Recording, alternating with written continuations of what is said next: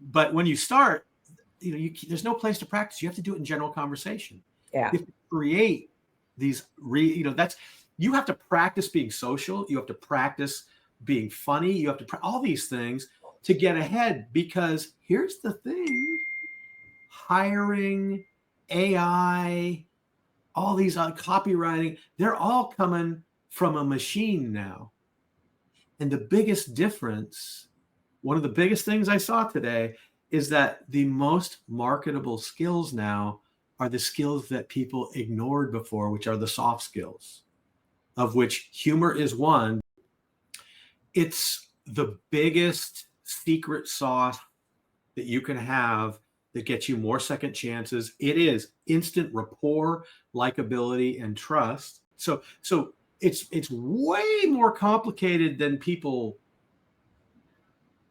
It's not more complicated than people think it is, because people think it's like this mystical trick, and it's not.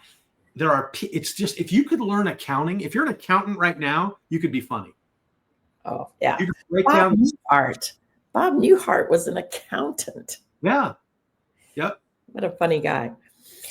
I want to come back to something you were talking about, because I think this is something that's, well, it's fascinating to me. It might be interesting to you. The closer you are to tragedy and death, the darker your humor becomes.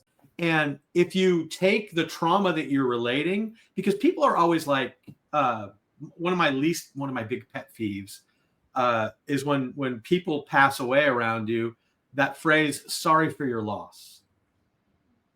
It's just something you say because you don't know what to say.